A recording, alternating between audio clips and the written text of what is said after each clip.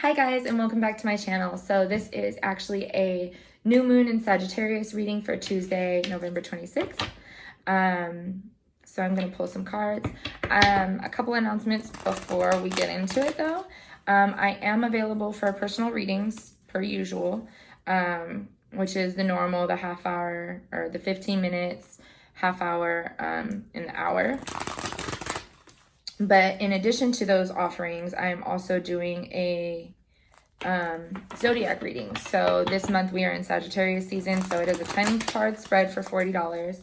And we will literally go into detail about what Sagittarius season is bringing for you, what blessings are Jupiter giving you, kind of what to release, where to redirect your energy and focus. So yeah, it's like I came up with the questions, and all readings are done via FaceTime or phone call because I love to connect with you all. I was going to do them email, but I just felt like it was a little bit too impersonal for my liking.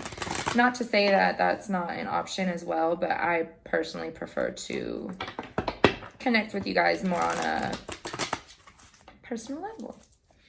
Okay, so let's get into it. I'm using my Rider-Waite-Smith deck. So what are the messages for the new moon in Sagittarius, please? What is the message for the new moon in Sagittarius? What does the collective need to know?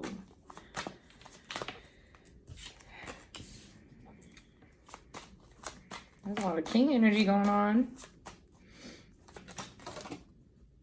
Am I taking all those? Am I going to take all those? Okay.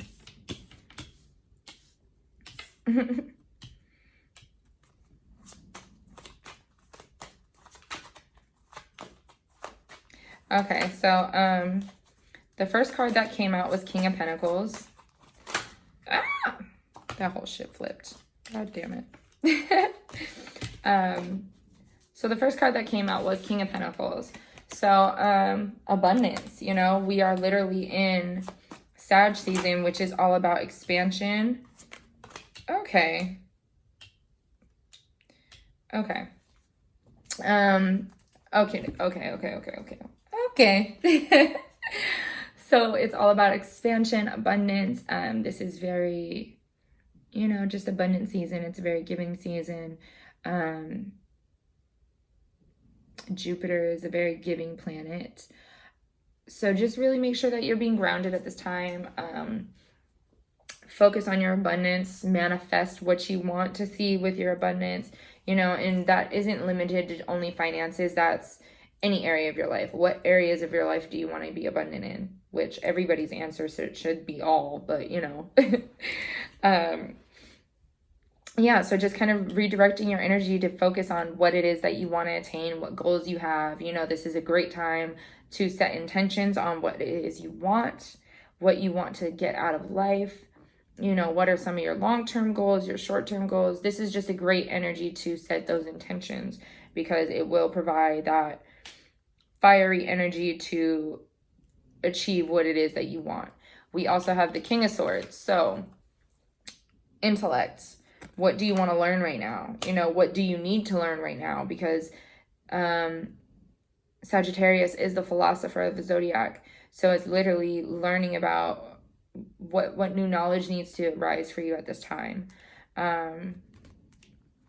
Also, just don't be cold this season. Like, we are in the holiday season, but just try to be compassionate to other people. And then, I don't know why this is here, but it makes me sad. And then we have the Ten of Swords. So basically, letting go of the bullshit is literally what they had told me. Letting go of the fuck shit, like what's done is done. There's nothing else that can be done. You know, fuck the relationships that didn't work out. Fuck the friendships that didn't work out. Just get over it. Like, okay, we can sit here all damn day and cry about, you know, how a friend fucked us over or how, you know, that relationship didn't work out or that job didn't work out.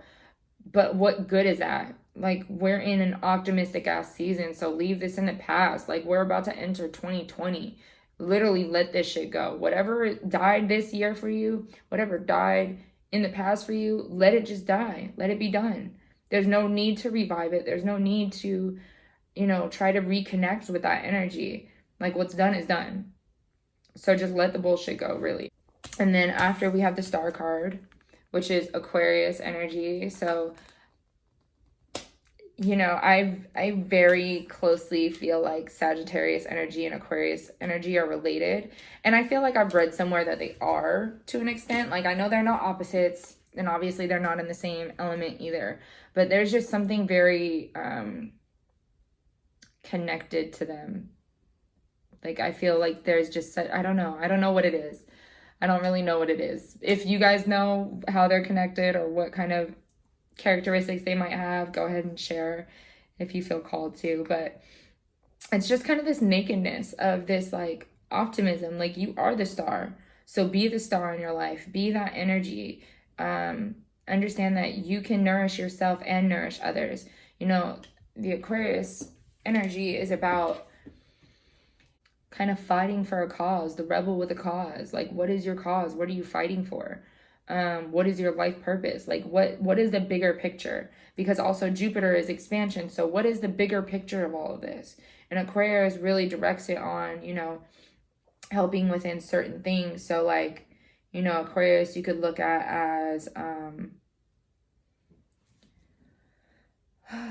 a humanitarian. Thank you. Fuck. Jesus. So like, how is your star power influencing humanity as a whole? Like, how are you helping the collective as a whole? How are you feeding not only yourself, but other people in the collective as well? Then we have the Two of Cups. So balancing your inner divine feminine and masculine energy. This also kind of came up, the same kind of vibe came up in the divine masculine reading that will be posted later. I don't know. But really balancing that energy, and connecting to both of that, intertwining that. This energy is needed. You need both of them to ascend properly. And I brought this up in a reading before. Literally, it's the Caduceus symbol, and you need both serpent energies, that Kundalini energy, to reach a level of ascension, excuse me. And that's literally Jupiter. You want to keep ascending. You want to keep growing. You want to keep expanding in one way or another. Then we have the Five of Swords. So this is actually kind of like self-betrayal. With Sagittarius energy, of course, every zodiac sign has a shadow aspect. Sagittarius can be definitely overly optimistic. So just be cautious of that. Being, oh, it's okay if I spend this much money shopping, I'll make it back tomorrow. Like, or I'll make it back this week. And then all of a sudden you get your fucking check and it's not as much as you expected. Be careful for shit like that this season. And with this new moon, don't be too overly optimistic to where you are lying to yourself.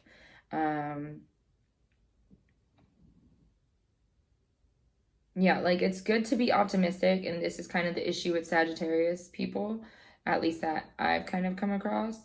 And not saying all of them, but just a few that I've come across, is they have optimism to a fault, to where they're not grounded in reality. Yeah, so that's also another message for these kings, the King of Pentacles and King of Swords, is to be grounded right now in your reality, but also logical. So like, yes, you can dream big. Yes, you can ask for whatever the fuck you want with this, with your intentions for this new moon in Sag, but be grounded in your reality.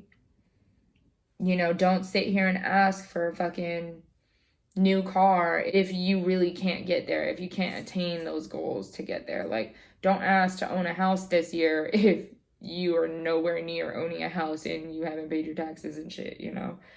It's stuff like that. Like, don't ask for unrealistic fucking shit, basically.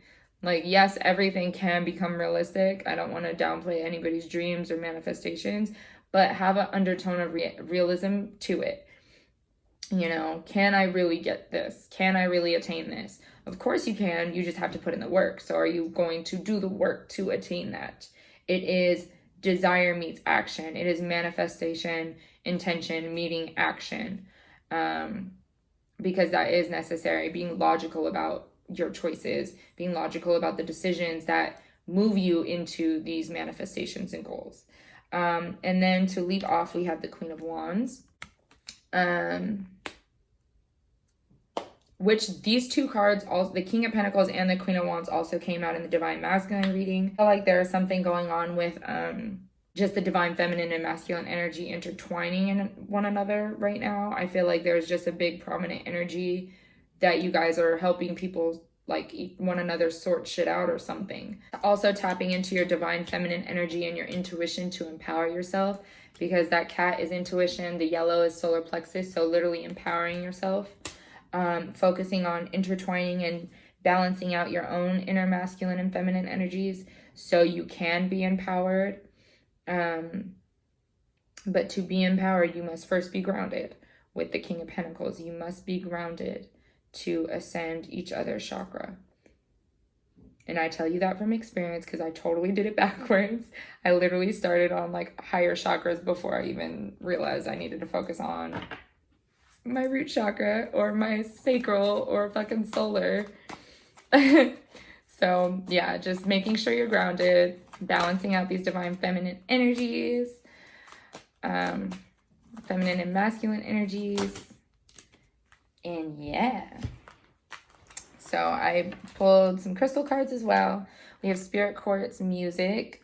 So yeah, turn up, get lit, listen to some music, listen to some healing music. You know, when you're going to bed at night, you can listen to meditation music or hertz frequencies to help heal you. I'm sure you can Google or you look up some shit on YouTube like meditation to balance divine feminine and masculine energy. Whatever, you know, just some ideas. And then we have sunstone empowerment. So this is literally Queen of Wands energy, the star energy. This is all going to come from this Two of Cups energy, intertwining the two. And you're going to become more empowered when you let this shit go. When you let this Ten of Swords go. So petrified wood ancestors, connecting to your ancestors. Oh, shit. Okay. Awakening crystal, emotional healing. So I just got chills. With this Thanksgiving season coming up, if you celebrate it or not, your ancestors want you to fucking talk to them. They want you to acknowledge them, their presence. You know, a lot of our ancestors were murdered, were raped during this season. You know, hunted like animals. So it just got really fucking dark out of, like, all of a sudden, but it also needs to be said. Your ancestors want you to heal them. They want you to vocalize and ask that they be present and known. Just honoring them. So if you're eating good, set aside a plate for them. Give them some water, some alcohol, some tobacco if you have some on hand. They just want to be known. They want to be heard. They want to be healed. Yeah, they just want to interact with you this season, especially if you have, like, obviously, like, any Indian bloodline. Like, I know I have Cherokee Indian within me, but just talking to them, you know, and even if you hear nothing back, you know, it's not to say that you will hear something or you won't hear something, but maybe you'll just see something. Maybe you'll see an angel number, or, you know, maybe you'll see a feather, or, you know, just a symbolism that kind of sticks out to you. And maybe that's their way of connecting to you until they can actually verbalize and vocalize to you. That's another, oh my God. Yeah, that's another thing with this Ten of Swords. These are all three connected, actually. So the Ten of Swords, your ancestors, and emotional healing. They want you to heal them.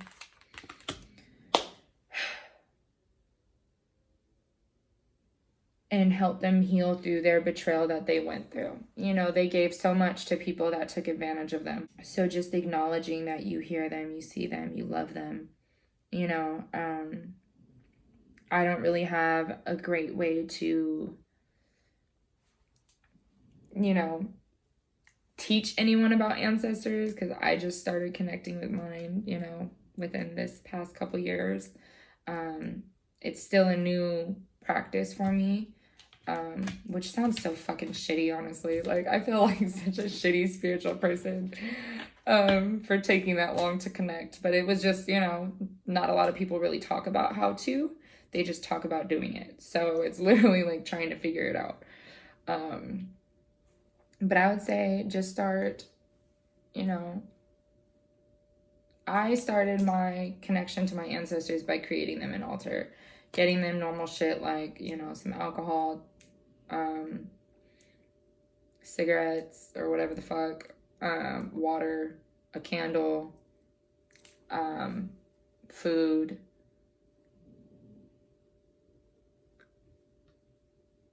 You know, I don't really have a lot of pictures of my ancestors or anything like that. So it's just more symbolisms, and it's like pieces of the elements.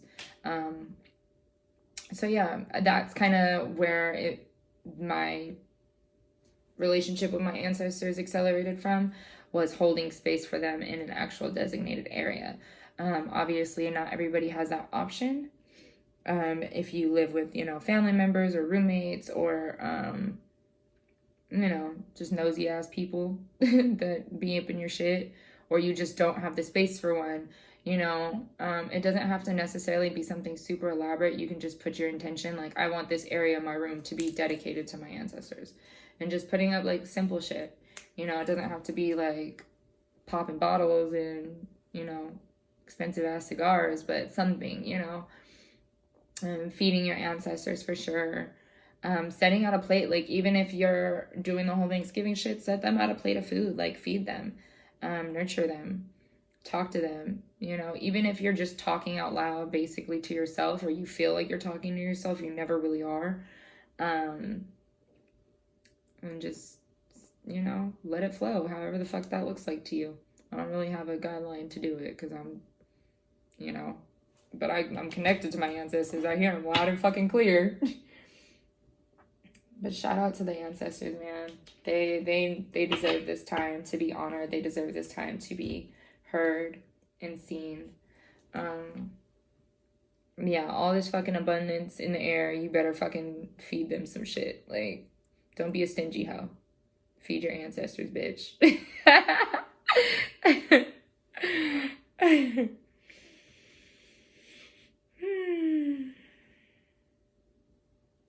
But yeah, focus on that for sure, because I don't want to leave off on that note. It's kind of like sad, and I felt it. It's heavy. It is very heavy. But yeah, focusing on that for sure, and then focusing on balancing your inner masculine and feminine energy, watching out for being overly optimistic, and, you know, just stay grounded and in your power. You know, ask for what you want with realistic expectations of what can and can't happen, or what should and shouldn't happen. Yeah, and step into your fucking star power. Like, you know, how are you feeding yourself and humanity? What can you learn and share? What can you, you know, teach other people? Like, everybody has a gift, and I hate it when I hear people like, oh, I'm not talented, I have no gifts. Like, everybody has fucking something, bro. Everybody has something. You just got to do a little digging to find what the fuck it is. And I guarantee you it's probably chilling somewhere in your childhood. So start revisiting your childhood past memory to see, you know, what gifts and talents did you have as a kid? Like, because I'm pretty sure if you feel like you're one of those people that, like, you don't believe that you're talented or have any special gifts, I guarantee you can look at your childhood and see something that maybe you wanted to do that you never got to, or maybe, you know, that somebody told you sucked at and they were just being a hating asshole.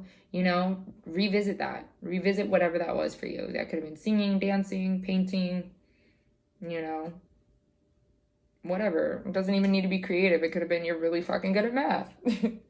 You know, whatever your shit is. Just figure it out. But yeah, I hope everybody has a gorgeous new moon in Sagittarius. Be sure to like, subscribe, and comment. Push the notification button. Like I said, I'm still available for personal readings, as well as the monthly or the Zodiac reading of Sagittarius this month. That is going to be done. I think it's December 21st that we switch to Cap season. So then it'll be the Zodiac readings for Capricorn season. So yeah, have a gorgeous, gorgeous new moon and happy holidays. If you celebrate, if you don't, you know, to each his own. But I am sending you so, so much love and healing because that's, yeah. All right. And I will see you guys next time. Bye.